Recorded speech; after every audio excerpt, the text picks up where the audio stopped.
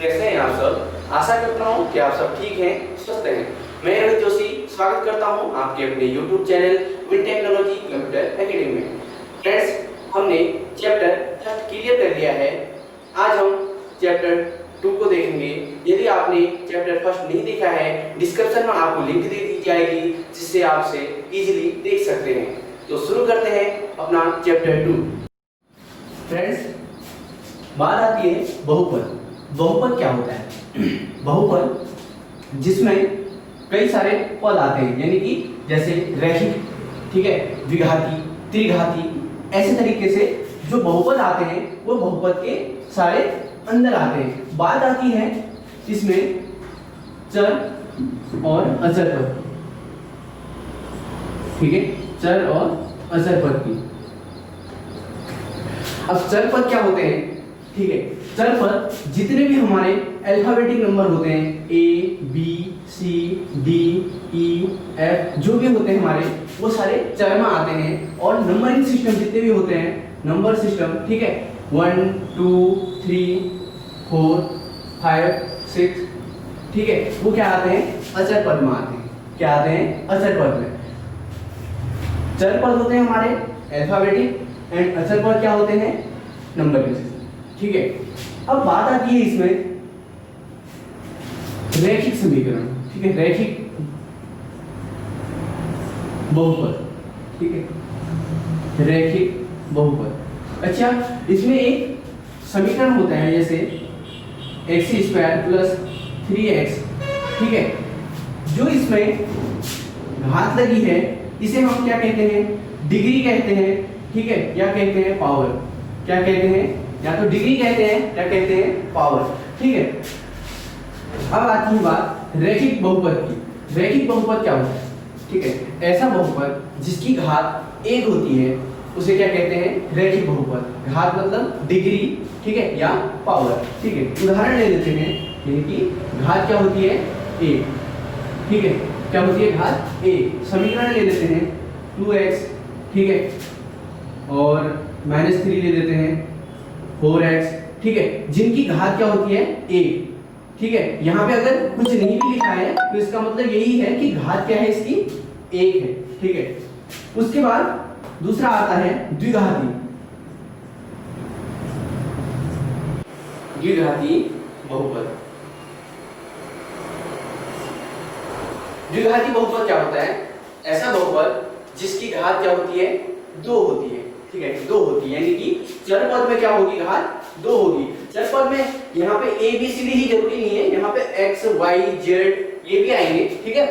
सारे जितने भी अल्फाबेटिक नंबर होंगे हमारे, सारे इसी के अंदर आएंगे, चर पद के अंदर, ठीक है। यहाँ पे द्विघाती बहुपद में मैं इसी को ले लेता हूँ 2x² - 3। इसमें बहुपद में द्विघाती है, ठीक है, घात कितनी है? 2। पावर क्या है इसकी? 2। इसलिए हम कह सकते हैं कि यह समीकरण क्या है? हमारा द्विघाती बहुपद है। वैसे त्रिघाती बहुपद होता है। त्रिघाती बहुपद में जिसकी पावर क्या होती है? 3 होती है, उसे क्या कहते हैं? हम त्रिघाती बहुपद कहते हैं, ठीक है। इतना कॉन्सेप्ट क्लियर हो गया। इसमें एक चीज आती है कि द्विघाती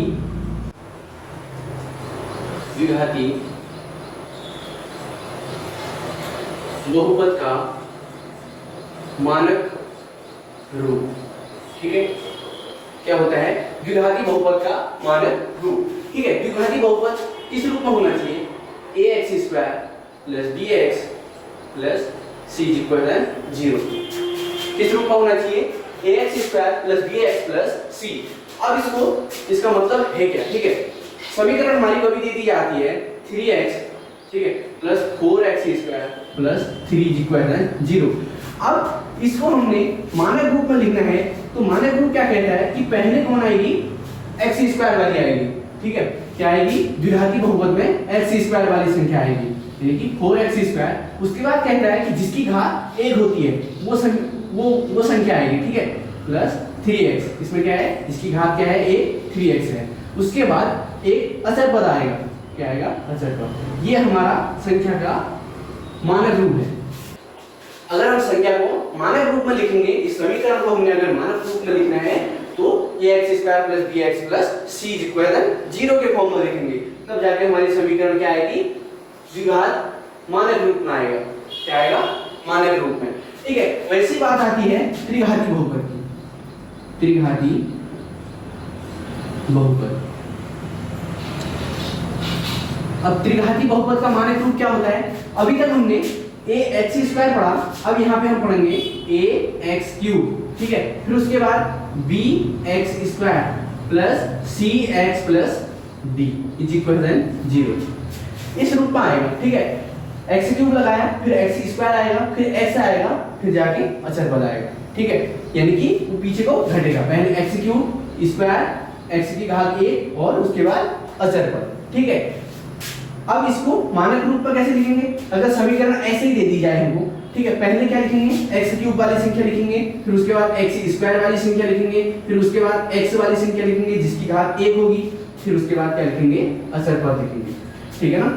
ये त्रिघाती हो गया, ये द्विघाती हो गया, ये रैखिक हो गया और ये अचर पद हो गया। कितना समझ में आ गया? इस पे जैसे हमको कोई आलेख दे दिया जाता है, आलेख में डायग्राम होगा हमारा। ठीक है, इस तरीके का डायग्राम होगा। ठीक है, अब इसमें हमको शून्यकों की संख्या बतानी होगी। ठीक है, px के लिए यानी कि x अक्ष के लिए हमको शून्यकों की संख्या बतानी होगी। अब हमको ये देखना है, ये हमारा x अक्ष होता है, ये y होता है और ये y डैश होता है, ये तो हम सब जानते हैं।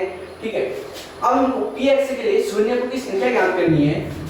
जहां पे हमसे px के शून्यकों की संख्या पूछी गई है, तो हमको ये देखना है कि ग्राफ में हमारा कहां पे कट रहा है। ठीक है, अगर x अक्ष में काट रहा है ग्राफ हमारा, तो उस पॉइंट को गिनना है, नहीं तो नहीं काट रहा है तो अगर क्या करेंगे?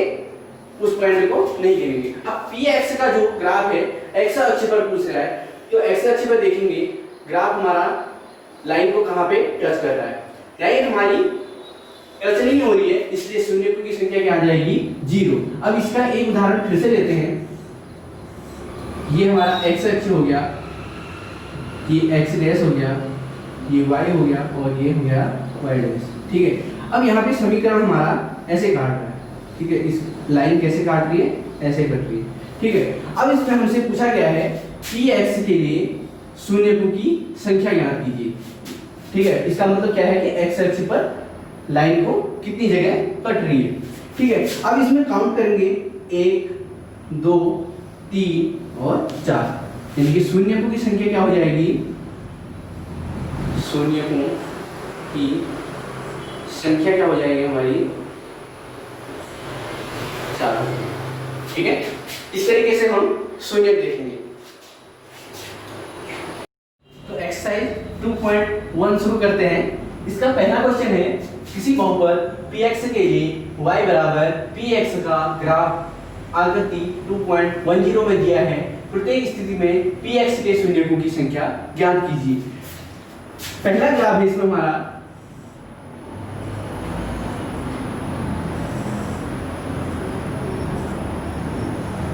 ये x अक्ष है और ये x डैश, ये y, ये y डैश।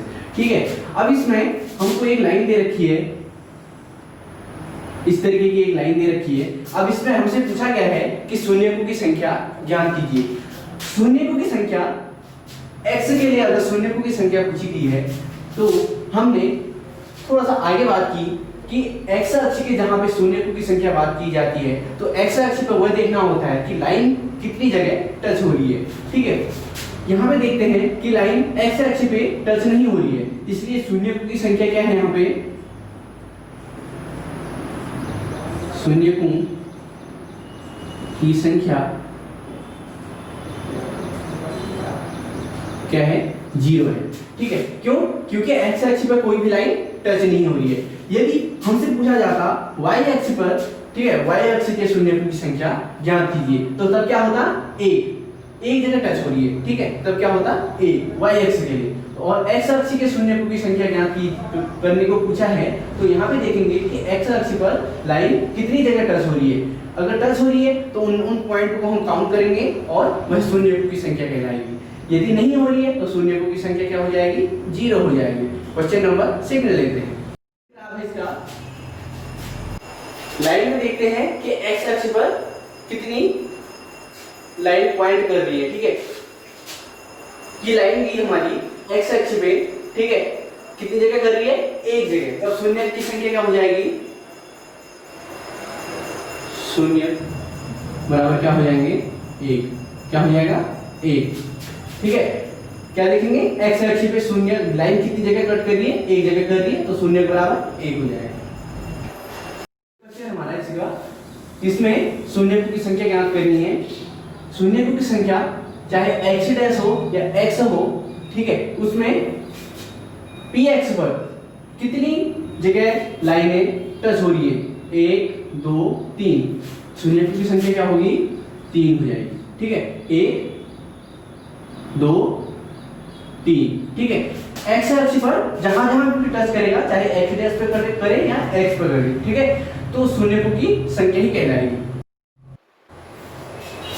इसी का पांचवा पार्ट है इसी का, इसमें शून्यकों की संख्या ज्ञात करनी है एक्स डैश से एक्स पर, पी एक्स वाली संख्याओं के लिए। ठीक है, 1 2 3 4। शून्यकों की संख्या कितनी होगी, 4। ठीक है, अब नेक्स्ट आ रही है हमारा, इसमें हमको शून्य बताने हैं पी एक्स के। ठीक है, 1 2 3। ठीक है, शून्य की संख्या क्या होगी, शून्य की संख्या बराबर